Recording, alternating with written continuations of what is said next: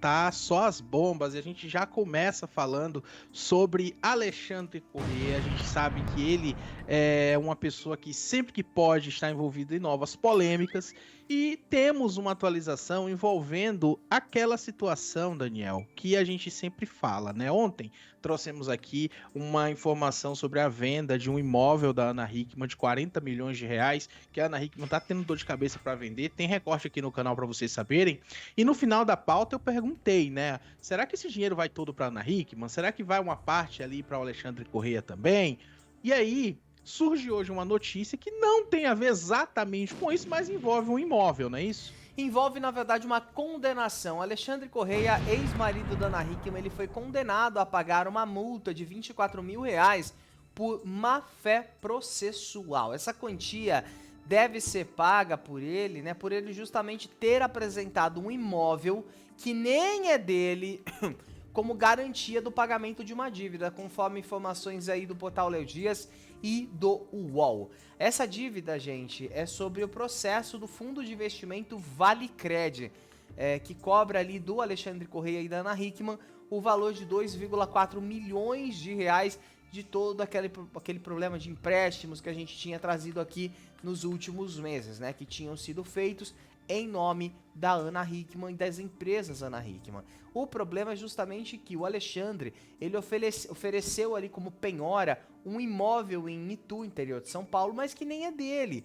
Nessa decisão aí tomada pela juíza Marcela Martiniano, ele é citado como, abre aspas, o executado, no caso Alexandre Corrêa, apresentou bem imóvel que sabia ser de propriedade de terceiros, o que evidentemente denota má fé em sua postura processual. Ele, junto da defesa dele, recorreu dessa multa alegando à justiça que tudo não passou de um equívoco e um erro de digitação, e que segundo ali o advogado que representa o Alexandre, né, houve um erro de digitação na matrícula do imóvel, que estava como 102.970 ao invés de 120.823, que é o imóvel que ele teria ali realmente a propriedade. E aí diz abre aspas, Alexandre Belo Corrêa pretende resolver a questão da melhor maneira possível, respeitando as regras processuais dentro daquilo que lhe garante a lei.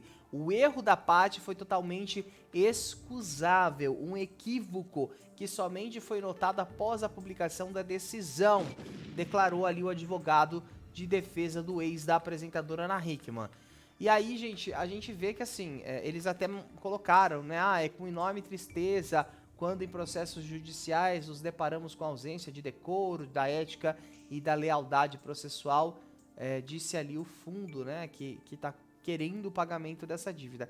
Eu acho que é curioso, porque assim, então, pra mim, erro de digitação, mas é assim, é a minha opinião, eu até quero que o pessoal de casa comente aqui com a gente qual é a opinião de vocês. Na minha opinião, um erro de digitação é quando você troca um ou até dois caracteres ali.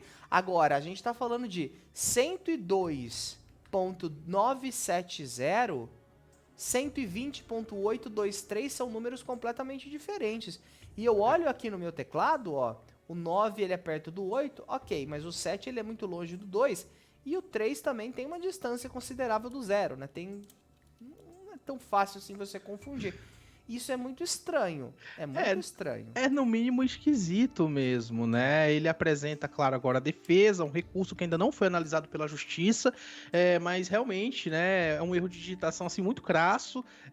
Talvez, assim, pode até se dizer que confundiu, né, as matrículas dos imóveis, não por um erro de digitação, mas por um erro de atenção mesmo no momento de passar. Eu acho que até ficaria mais, né, comprável essa história, mas dizer que foi um erro de digitação, se trocasse o 120 pelo 102, aí até realmente fala, não, trocou um número ali de lado, né? Mas são muitos números e realmente fica muito esquisito essa história. Mas, às vezes o pessoal até, né, pode até levantar aí, né, sobre a situação que a gente já trouxe aqui várias vezes sobre o Alexandre, dele ter dito que ele estava falido, que ele estava sem dinheiro, pedindo vaquinha, e depois declarou 8 milhões para o TSE, né? Mais uma vez a gente lembra esse caso aqui, porque são dados públicos. É importante sempre reforçar isso. Exatamente, são dados públicos, e agora, mais uma vez, ele afirma ter, então, um imóvel, né? Então, assim, aquela história lá da vaquinha de que tava realmente passando fome, que não tinha nada, que tava onde abandonado, que morar. não tinha onde morar nem nada,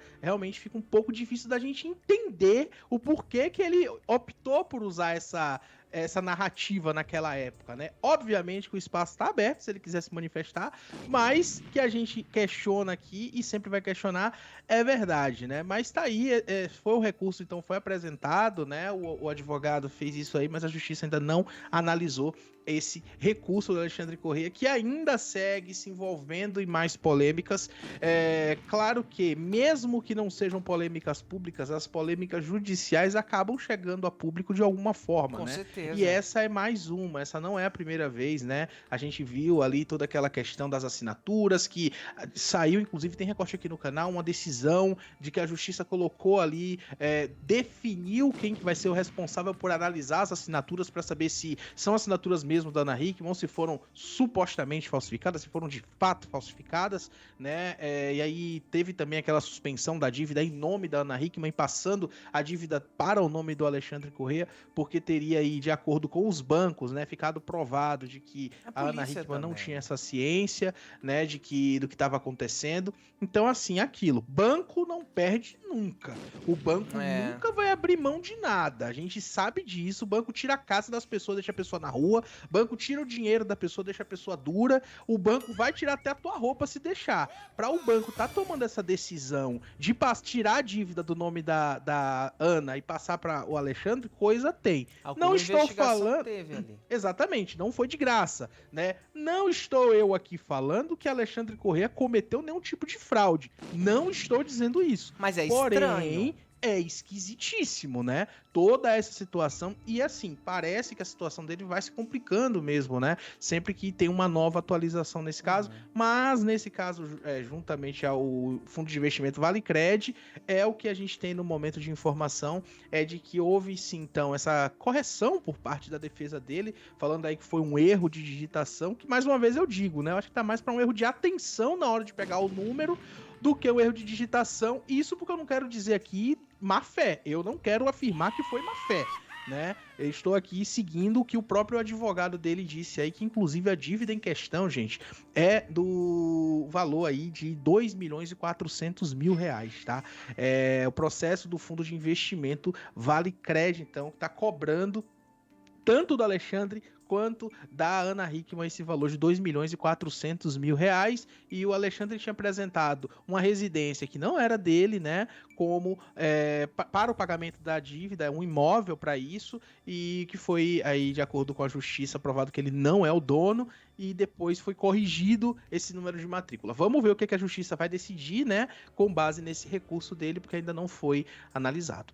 Acho muito curioso isso, que logo após, né, a separação, a gente vê aquele show de coitadismo que provavelmente era uma preparação para tentar alguma coisa pública, um cargo público, como foi o que aconteceu, e ele acabou perdendo, diga-se de passagem.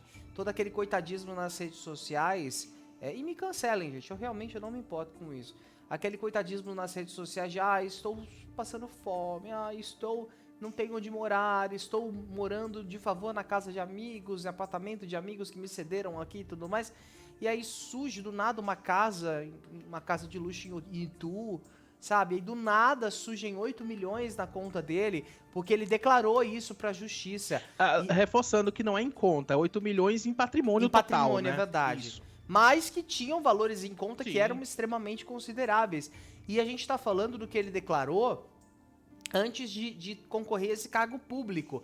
A gente não sabe o que veio depois, se veio mais dinheiro depois. Então as pessoas até podem duvidar, o direito da dúvida está disponível aí, mas existe uma coisa chamada portal da transparência. Você pode buscar, tem o portal também dos candidatos, você pode ir lá buscar o portal do TSE, e lá a gente consegue ver, fulano lá sei lá, Chique Bahia, tá se candidatando a vereador, declarou quanto? Porque às vezes a gente vê que tem coisas que não são compatíveis, por exemplo, e é aí que às vezes a situação pega.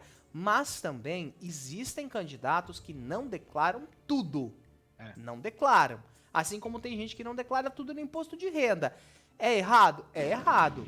Mas tem gente que faz. E aí é cada um ali por sua conta em risco, não é? Agora que essa situação ela é muito esquisita, porque eu acho que assim, o advogado que se sujeita a pegar uma causa de amplitude nacional, o que eu tô falando amplitude nacional? Uma causa que tem uma repercussão na imprensa, uma causa que qualquer movimentação vira a notícia, ele deveria ter a obrigação de ter o dobro de atenção. Então, se você vai peticionar uma resposta ou alguma coisa, você tem a obrigação de checar aquilo mais de uma vez. É que a gente sabe que no jurídico brasileiro é comum que os estagiários façam muita coisa, não é? Conheci pessoas que eram estagiários e produziam um documento inteiro, o advogado só assinava. Não sei se é esse caso. E é outra coisa que eu ia dizer, eu não tô dizendo que é esse o caso, mas eu já vi muito caso também, já saiu na mídia, na imprensa, assim, muito falando sobre o ChatGPT, né, que tem advogado com o ChatGPT ali pra escrever algumas coisas pra facilitar na hora do processo, né? Não tá errado, a ferramenta tá aí pra ajudar, usa, sim, mas checa. Tem que ser feito de forma, com muita atenção, claro, né, forma muito responsável, porque é o que eu sempre falo do ChatGPT, ele é seu amiguinho até virar a chave, porque no momento que você se tornar completamente dependente dele, o problema vai ficar sério. Mas, Daniel, não encerra essa polêmica. Eu só queria comentar uma coisa, que assim, um colega que ele é um gênio de inteligência artificial, você conhece ele me falou uma vez. Uma IA, uma inteligência artificial, é como se você colocasse um ser humano embriagado pra tomar decisões. Já até isso. sei quem foi. O Fanta. O Fanta nunca vai assistir isso daqui, mas vou deixar um abraço pra ele aqui, né? Ele é um gênio das inteligências artificiais e trabalhou numa grande plataforma aí de reservas de hotéis. Então o cara é gênio, ele é gênio. Uma das pessoas mais entendidas de inteligência artificial que eu já conheci. E isso, quando ele falou pra mim, fez o maior sentido. E é verdade. Às vezes até com Alexa, Google House, essas inteligências mais cotidianas que a gente tem, a gente percebe que existe uma limitação muito grande. Então assim, use o ChatGPT, fica à vontade, use o Meta AI, usa o Gemini, tem várias outras aí, mas isso não tira o fato que você precisa ver se aquela informação tá certa, ver se, né, tem que dar uma boa garimpada, uma confie boa olhada mais cheque, confie mais cheque. Exatamente, não é? Então assim, é um caso complicado, essa situação aí do Alexandre Correia tá funilando cada vez mais e acho que os advogados dele precisavam ter um pouquinho mais ali de atenção. Eu entendo que eles devem ter outras coisas para fazer, mas a gente está falando de um caso que é amplamente divulgado e que tem um peso muito grande, não é? Agora, curioso isso, né? Em menos de um ano atrás, ele estava dizendo que não tinha nada e do nada surgem 8 milhões aí na conta. Eu queria saber que reza é essa, que bateção de tambor é essa, que vela ele acendeu para aparecer misteriosamente ali um patrimônio, para aparecer, na verdade, um patrimônio de 8 milhões de reais. Se você de casa vende essa vela aí, se você de casa sabe qual que é essa simpatia, me manda, viu? Eu quero, nossa, eu vou muito fazer, manda para mim aqui, por e-mail, no direct, eu quero saber qual que é essa simpatia aí. Mas você falou que a gente não vai mudar de assunto, porque nós temos uma atualização muito importante ainda sobre o caso Alexandre Correia e Ana Hickman.